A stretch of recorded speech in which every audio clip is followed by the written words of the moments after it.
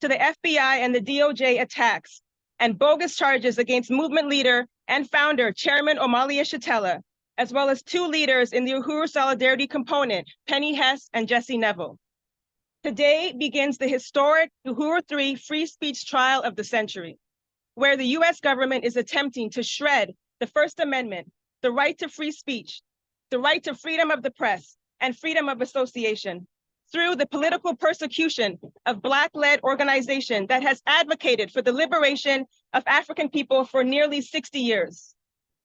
If convicted on these baseless charges that he is a secret pawn in the Russian government conspiracy to, quote, sow discord and interfere with elections, Chairman Omali, 82-year-old veteran of the civil rights and Black power movement, faces up to 15 years in prison, which is effectively a life sentence. This is a precedent-setting case that seeks to put an end to the constitutional protections of everyone's right to free speech, because it is the first time that a, quote, foreign agent law is being used to prosecute alleged crimes consisting exclusively of giving speeches, attending conferences, printing articles, and running for elected office. It is a continuation of the FBI's decades-long war on the Black movement, beginning with J. Edgar Hoover's career-launching campaign against Marcus Garvey through the, quote, Red Scare, and targeted such figures such as W.E.B. Du Bois and Paul Robeson, and most well-known in the COINTELPRO efforts to discredit and neutralize Black leaders in the 1960s, including Malcolm X, Martin Luther King, Huey P. Newton, and Fred Hampton. Chairman Omali Yeshitela began his political life in the 1960s in the Student Nonviolent Coordinating Committee, also known as SNCC, registering Black voters, and went on to build the Uhuru movement for African liberation, initiating over 50 economic Black community institutions across the United States and Africa. In 5 decades, he has traveled to 19 countries to advocate for African unity and freedom. His published writings can be read in 55 years of the Burning Spear newspaper, available in the University of Florida's digital newspaper collection. In its April 2023 indictment of Chairman Omali Yeshitela and co-defendants Penny Hess and Jesse Neville, the government prosecutors cite that the Uhuru Three's call for reparations, their accusation of the US genocide against Black people, and opposition to US wars as evidence of quote unquote foreign Russian control. This is a racist denial of Black people's agency. We can think for ourselves, and we define our own agenda.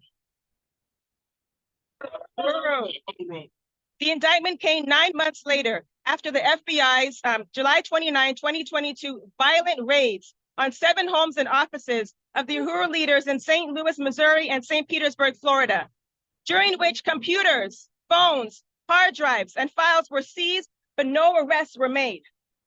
This was the opening salvo in an escalating government campaign to silence dissent and end free speech for everyone. We are joined here today by supporters of the Uhuru Three that have traveled from various parts of the country and forces from across the political spectrum who recognize this attack for what it truly is. And we will hear from some of those supporters today. And to close my opening statements, I will be reading a statement also from some individuals who are not here on today. But right now, I'm going to open it up. And once we close, we will then proceed into court for day one. So first, I want to bring up Jill Stein, Green Party candidate for US President. And she, along with many members and chapters of the Green Party, have been early and strong supporters of the Uhuru Three. Jill Stein herself was victimized with false allegations of being a Russian asset. Uhuru Jill.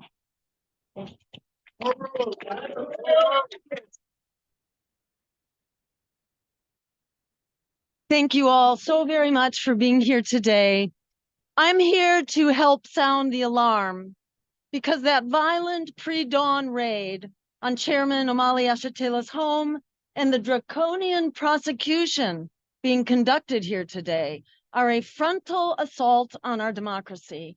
Everyone who cares about democracy, about free speech, about the censorship silencing the genocide in Gaza, everyone concerned about the endless war machine now costing the average American household $12,000 this year alone, Anyone who cares about the militarization of local police, the rise of cop cities, the role of the Israeli Defense Forces in training local police in the latest violent tactics, anyone who cares about the return of the draft and the automatic registration that's now happening for all men from 18 to 26 years old, whether you know it or not, and which will spring into action when US troops are ordered into any of the several fronts of escalating conflict as we speak.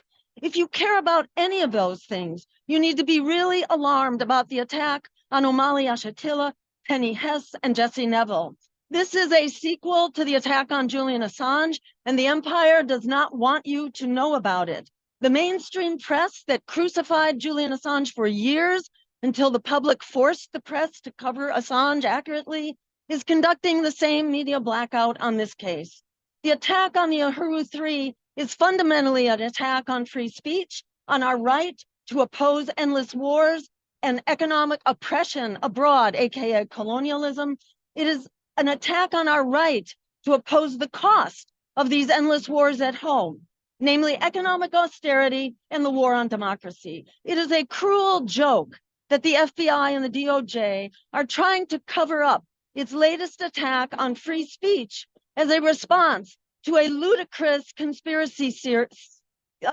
conspiracy between peaceful, lifelong organizers and Russian nationals, accusing them all of attempting to sow discord and interfere in elections.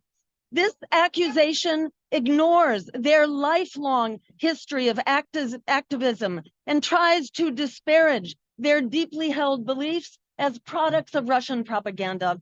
If the DOJ is looking for an illegal foreign agent, they need look no farther than AIPAC, which is throwing real money, $100 million in this election alone, into buying favors for a foreign government. No, now where have we heard this narrative before? I myself was the subject of an effort to tie me to the bogus Russiagate narrative, which was used as a political cudgel in an effort to silence and intimidate the opponents of Hillary Clinton and the Democratic National Committee.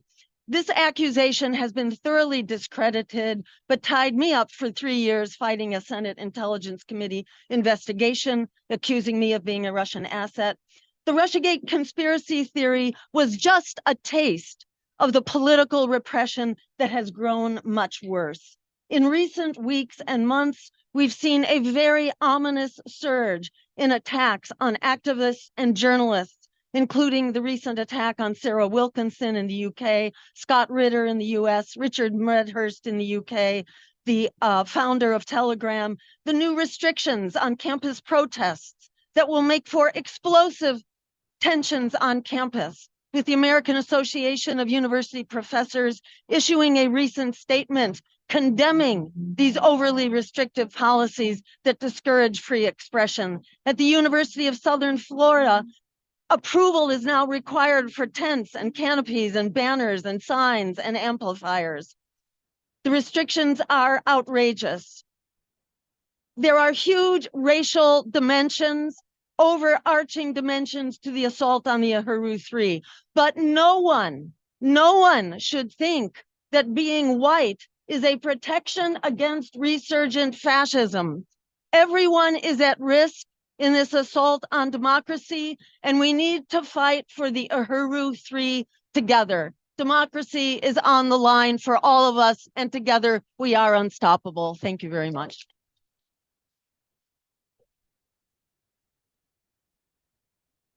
Thank you, Jill Stein. Next, I want to bring up Charles Barron, former New York City councilman and former New York State Assembly person. Prior to that, he was a member of the Black Panther Party and is responsible for the introduction of the reparations bill passed by the New York State Assembly. The DOJ says that the Russians told the Uhuru 3 to demand reparations, but this has been a demand of our movement for decades. And I might also mention that our brother Charles Barron is also a leader of Operation Power, Uhuru. Thank you. We are not on trial today. Yes, that's right. America is. America is on trial today, and we are going to find them guilty because we already won.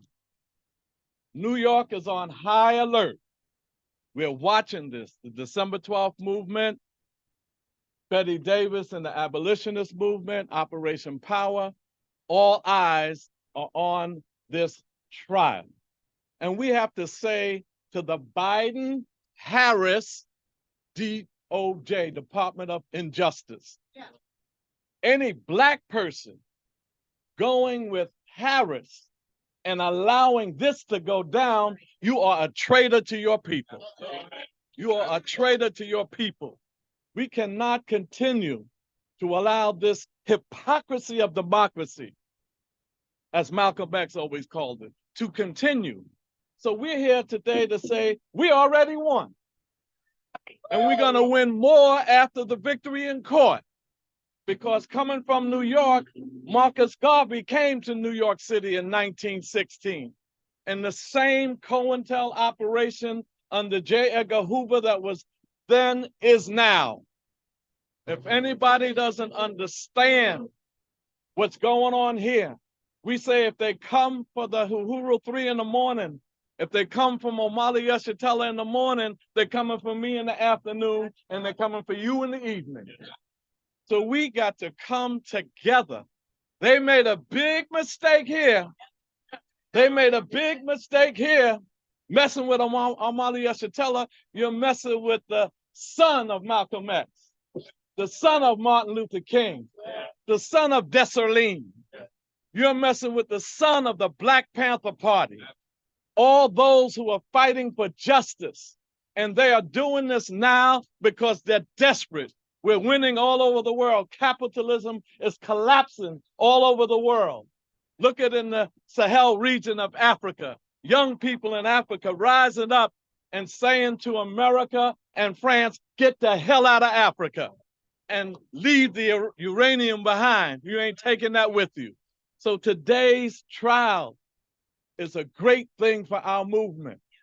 It gives us the opportunity to confront and center, highlight the contradictions, the hypocrisy in America. You think you have a democracy because you vote every 4 years for a president that has $1 billion backed by corporate money? That's not democracy, that's hypocrisy.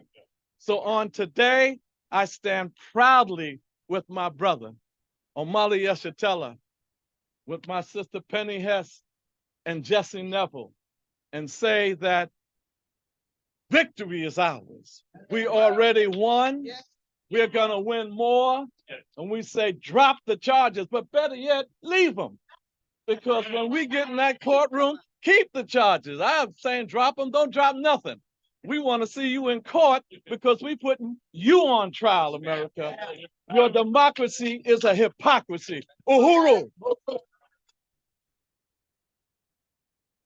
Uhuru. Thank you, Brother Charles Barron. Next, it is my honor to introduce Sister Afia Wangaza of WMXP Radio and Executive Director of the Malcolm X Community Center for Self-Determination in Greenville, South Carolina. I do want to also mention that Sister Afia is a former leader in SNCC, the Student Nonviolent Coordinating Committee, the organization responsible for registering Black voters throughout the South in the 1960s. Chairman Omali Yeshitela was the Florida field organizer for the Student Nonviolent Coordinating Committee, braving lynchings and violence in order to win voting rights for Black people. Now the DOJ is saying that the Russians are using him to interfere in elections, and nobody has sacrificed more for the right to participate in elections in the US than Black people, and we are not taking one step backwards, and Sister Afia is a great example. Uhuru. Uhuru. It is my honor to stand with Chairman Omali Yeshitela, Penny Hess, Jesse Neville. We've seen this movie before, and it is as bad now as it was in 1965 when they tried to silence SNCC and Julian Bond. We remember when Julian Bond was denied his seat in the Georgia legislature when he dared, as communications secretary for the Student Nonviolent Coordinating Committee, to step forward and to pronounce the war on the people of Southeast Asia and of Vietnam as a crime against humanity. We've seen this movie before, and it is as bad now as it was then. We won in the streets with the special election where Julian was reelected, and we won in the courts where the U.S. Supreme Court had to acknowledge that he had a right, a First Amendment right, to not only function as the Secretary of Communications for SNCC, but as an individual. Black people have been resisting mind control in this country since the first African was snatched off the continent and slammed down on North America. I can remember as a young person, the coins, the Booker T. Washington, the George Washington Carver coins, commemorative coins that were used to raise funds for campaigns to brainwash Black people. It didn't work then, and it won't work now. Today, we stand on our own agency. We stand on our own right to not only form independent third parties, but to run our own candidates and to highlight our own issues. The United States government be damned. Uhuru.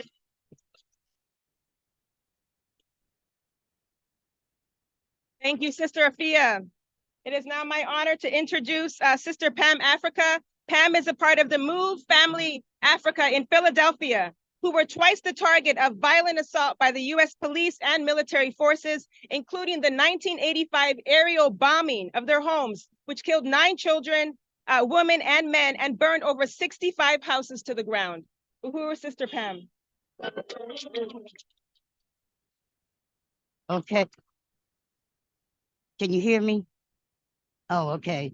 I want to point out, number one, we're not coming here looking for justice. We're coming here to expose injustice.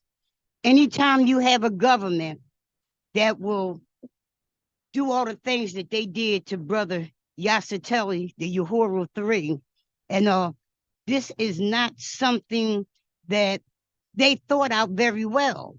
And because they have given our brother, the Uhuru organization, each and every last freedom fighter out here, an international platform, and to expose exactly what these people do and to the extent that they would do it.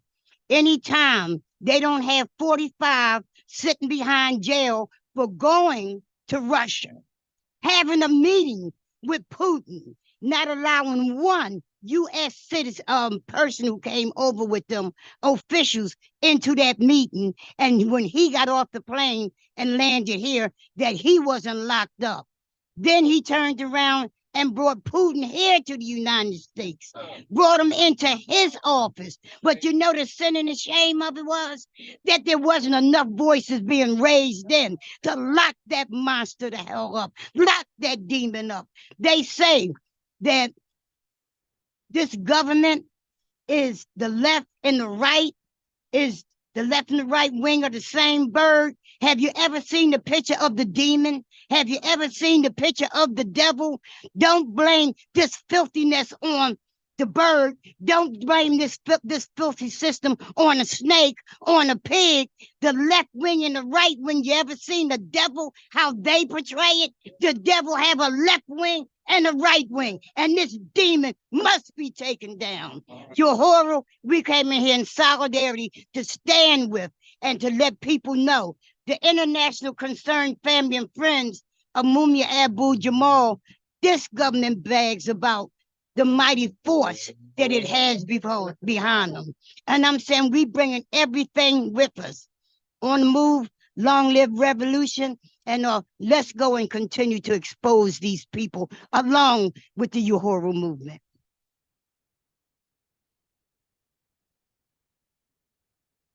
Thank you, Sister Pam. As we say, reinforcements are on the way. Next, I want to introduce Caleb Maupin. Caleb is here with the Center for Political Innovation. CPI has been an early and unwavering supporter of the Uhuru 3, taking this case out to the world and speaking out and building support in the most active way. So I want to introduce Caleb. Uhuru. speaking behalf on the Center for Political Innovation.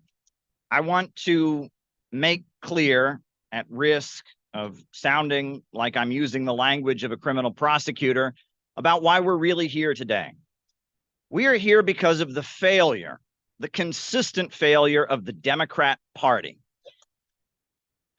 In 2016, the Democrat Party nominated Hillary Clinton, an awful, unpopular candidate who didn't even bother to visit Wisconsin. And rather than take responsibility for their failure, they beat the drum of Russia, Russia, Russia for 4 years. And it all amounted to nothing.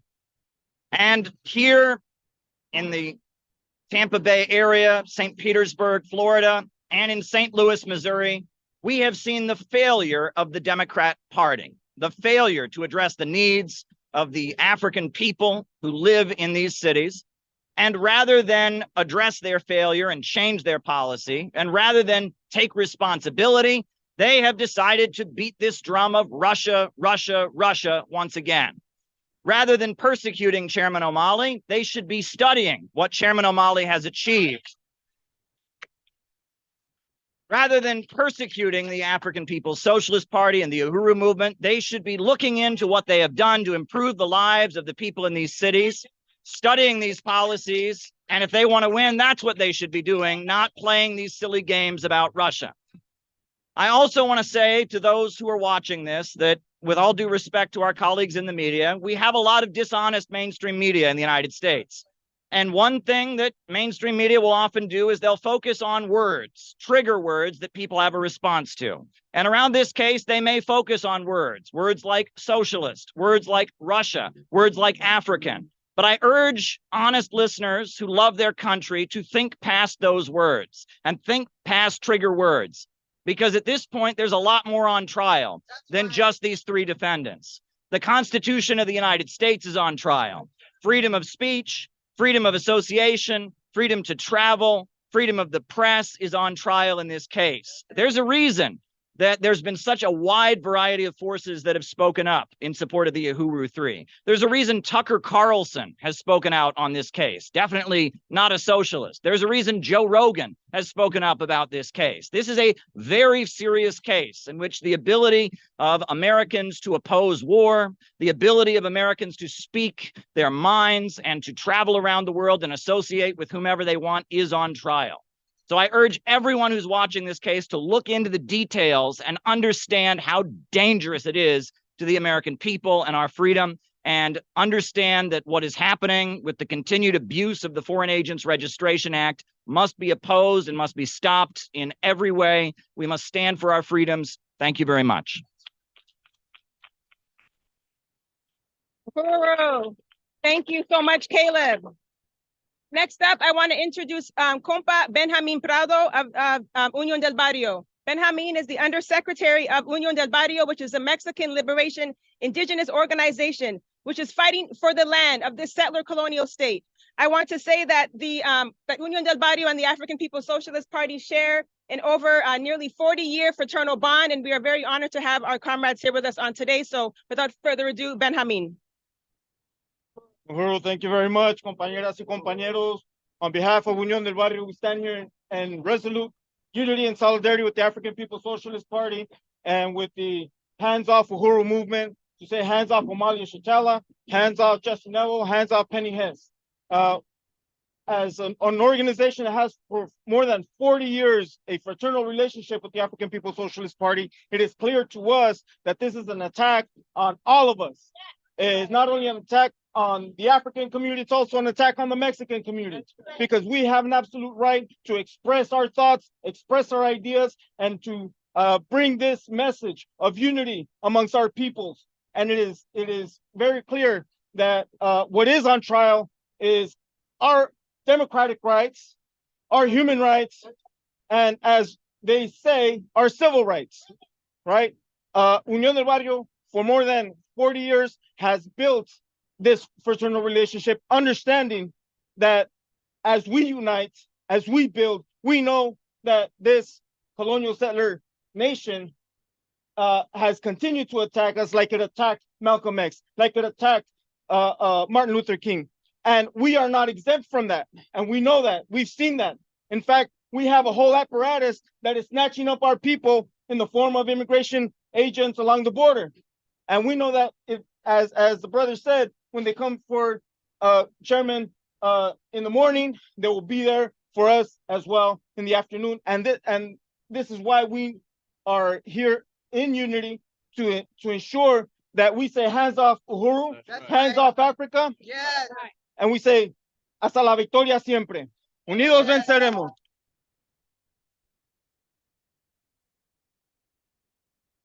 Thank you, Comrade Benjamin. I want to next introduce Jackie Lukman, who is bringing a statement on behalf of Ajamu Baraka, who is the leader of Black Alliance for Peace. Uhuru.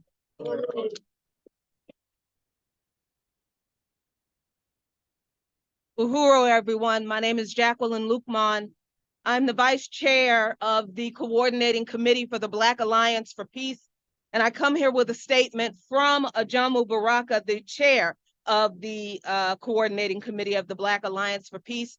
We declare that the Black Alliance for Peace condemns the federal indictments of Uhuru 3 and denial of their fundamental human rights to speech, association, information, and political dissent, all things that are supposed to be free to us. We're supposed to have the freedom to express those ideals that are supposed to be grand and lofty in this country, in this bastion of democracy, the alleged shining city on the hill. But if any of that were true, why are we here?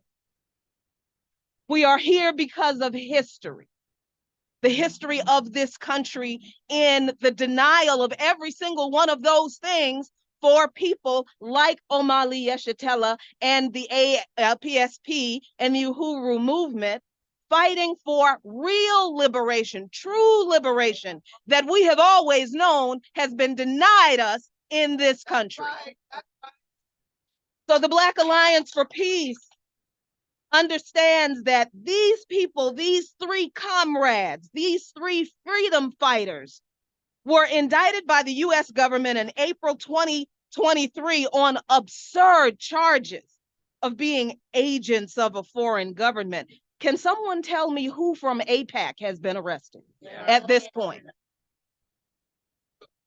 Charges vary, but they're similar to the indictment of W.E.B. Du Bois, the internationally known Black scholar and human rights defender. See, Du Bois was 81 at the time of his indictment as a supposed agent of the Soviet Union. It's always the Soviet Union, y'all. Yeah. For his anti-nuclear and pro-peace advocacy. Similarly, Omali Yeshitela is 81. With an international standing as a human rights and anti-imperialist fighter for more than 60 years. The African People's Socialist Party and Uhuru movement that he helped found has been organizing and advocating for African people and colonized people for over 50 years in the footsteps of freedom fighters like Paul Robeson, W.E.B. Du Bois, labor organizer Ben Fletcher, and many, many others who challenged this hypocritical positioning of this country being the land of the free, unless, of course, you're fighting against capitalism, imperialism, settler colonialism, white supremacy, and US, EU, NATO global hegemony. Ajamu Baraka, chair of the Black Alliance for Peace, states that it is only in the imagination of white supremacists that African people would need smart white people from Russia to guide our people in movement to oppose the US, EU, NATO proxy war against Russia and analyze and comment on all aspects of US foreign policies, which, you know, we're not supposed to do. Internationalism has always been a core principle of our movement, from the Garvey movement and anti-fascist struggles of Africans in America and in Spain in the form of the Abraham Lincoln Brigades, as well as the International Friends of Ethiopia that opposed the Italian invasion of Ethiopia, to our support for the liberation movements in Cuba, Haiti, Africa, Central America, and Vietnam. So the Black Alliance for Peace stands in unwavering support of Omali Yeshitela, the APSP, the Uhuru 3, and every freedom fighter that is being targeted by this government, with this government hoping they win in this trial so they can make that road easier. But we are here to say we are standing in your way. We will not allow you to continue this attack on our rights and our freedom. And we are in unwavering solidarity with the Uhuru 3, Uhuru, no compromise, no retreat, peace. Uhuru. Thank you, Sister Jacqueline Lukman of Black Alliance for Peace. Next, it is my honor to introduce Zaki Baruti, who has traveled all the way from St. Louis, Missouri, where he also stood with Chairman Omali Yeshitela for a press conference on the steps of his home the day of the violent raids of the FBI within hours. Brother Zaki Baruti is the leader of the Universal African Peoples Organization. He serves as the President General and has run for governor and other elected positions in Missouri. Yes, Black people will continue to participate in elections on our own terms. And on that, I will introduce Comrade Zaki Baruti. Uhuru.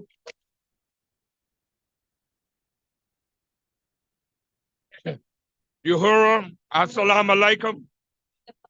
Let me just say first and foremost that we will be victorious. That's first and foremost. Secondly, speaking in terms of political parties, paraphrasing the Honorable Malcolm X, he said of the political parties, one is a wolf and one is a fox. They both eat you. And so in that spirit that we are here in support of the Uhuru 3. Also, in terms of trials, it's a damn shame that the one that should be on trial, which is Joe Biden, who is committing and working alongside the Zionist state of Israel to commit genocide, and at the highest level in terms of criminality, at the highest level. We stand proudly, and instead of all that money, trillions of dollars being used to maim and kill young people, we say as an organization, that money should have been used for reparations for Black people for the years of enslavement and the ongoing oppression that occurs daily in this country. To that end, we're saying, and we stand totally in solidarity with the Uhuru movement. And we, again, as I had said earlier, we will be victorious. Ashe.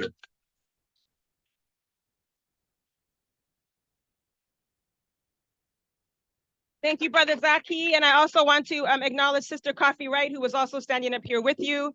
I want to just make a mention of two members who were not able to be here, but I want to also appreciate Reverend Edward Pinkney, as well as Lucy Murphy, who was here to give a statement on behalf of the Bethesda African Cemetery Coalition, which seeks for the atonement of past injustices and sanctification of a final resting place for first-generation Africans.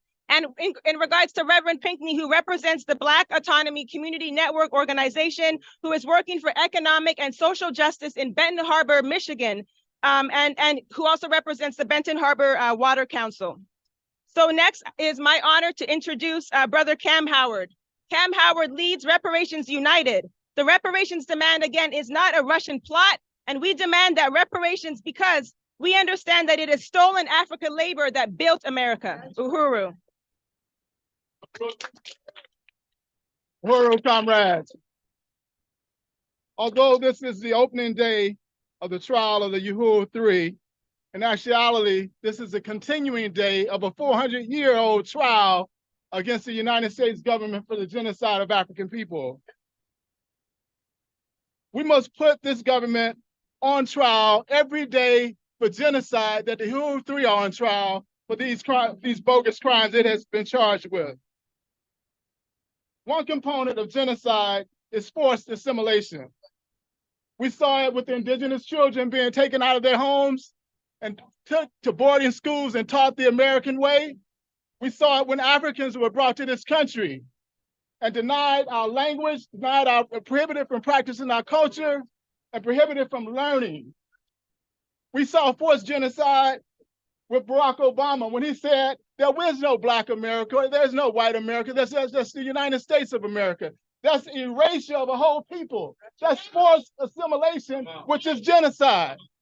We see it now with the Republican Party as they try to ban books written by true dissidents of this country. They want to force us to assimilate into this rotten state called the United States of America. We see it now in this trial of the Uhuru 3, where the Democratic Party wants to ban free speech. Again, speech by true dissidents that refuse to assimilate into this burning house. That is genocide, and we charge this country with genocide. They are trying to ban the chairman from calling out and speaking on the true nature and narrative of this country. We stand in solidarity with the Uhuru 3 because we know that they have been committed to erasing the genocidal nature of this country and liberating African people. Uhuru.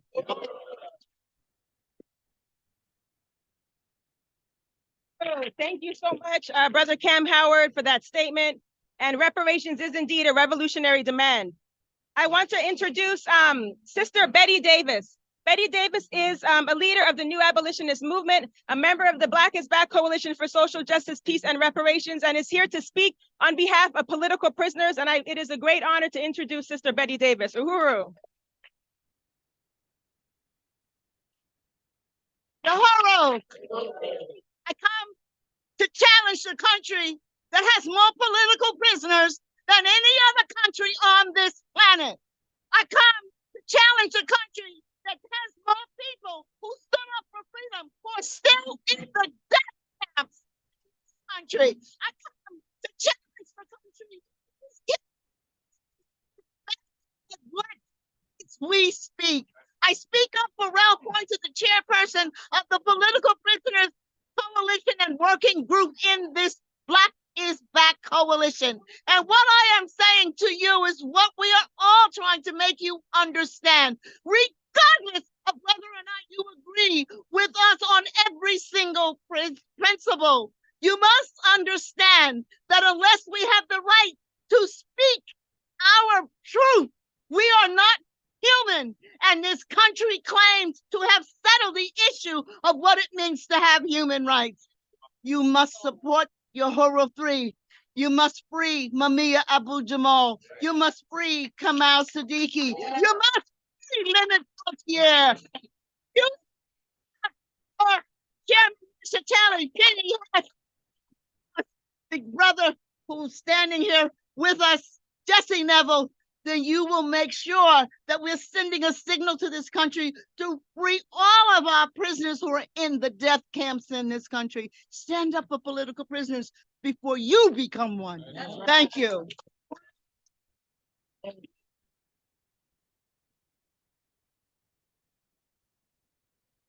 Whoa.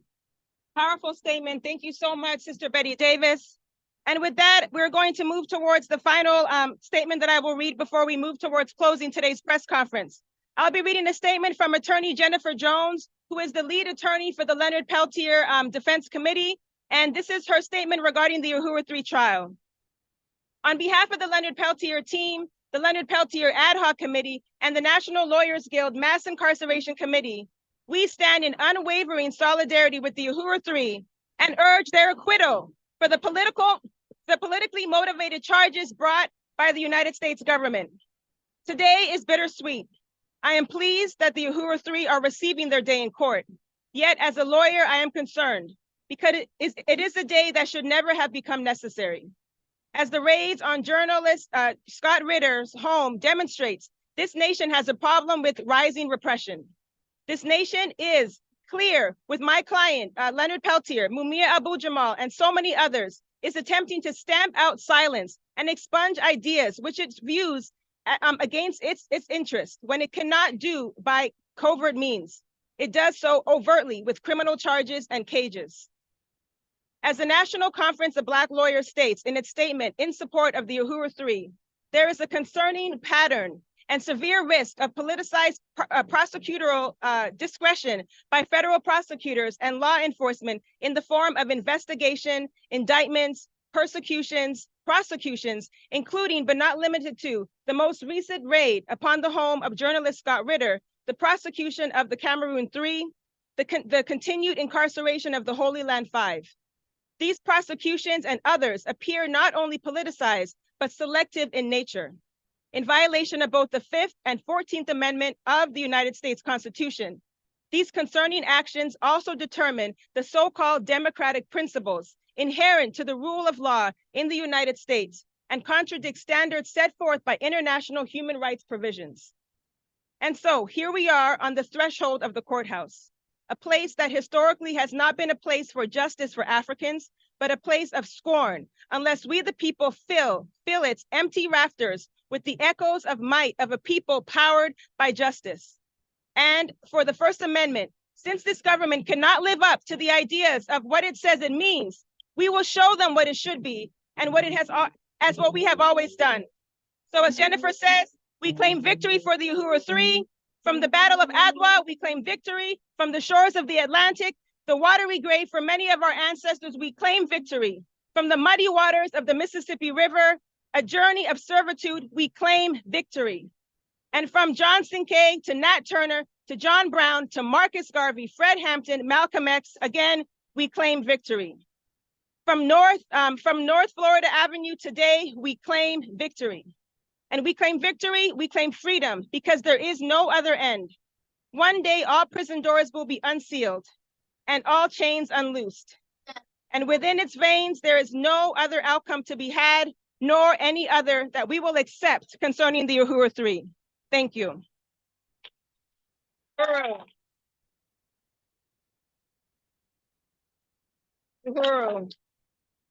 So that will conclude our press conference as we kick off the Uhuru Three free speech trial of the century. But before we conclude, we have some important information for our supporters who are here to attend the court proceedings, which will begin shortly. In recognition of this great interest of this case, the judge has moved the proceedings to a larger courtroom and has added an overflow room. However, we have learned that today, which is day one, they will begin with jury selection, and that we have been informed that the main courtroom will be entirely filled with potential jurors. This means that we won't all be able to fit inside the court.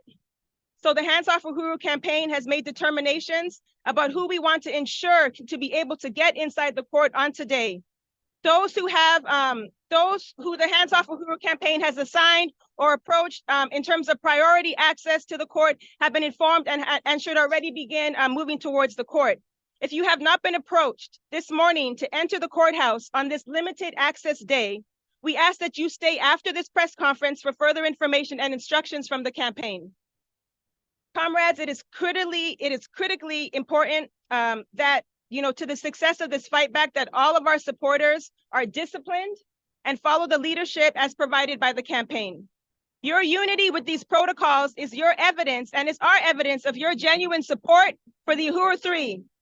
Any violations of these protocols and determinations of the campaign undermine our success and would be evidence of collaboration with the government's attempt to imprison our leaders and silence this anti-colonial struggle.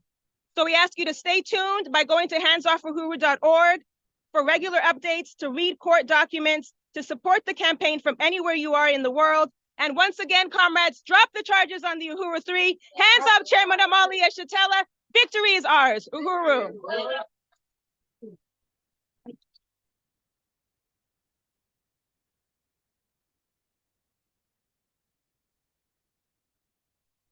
Oh, where is Sandy? So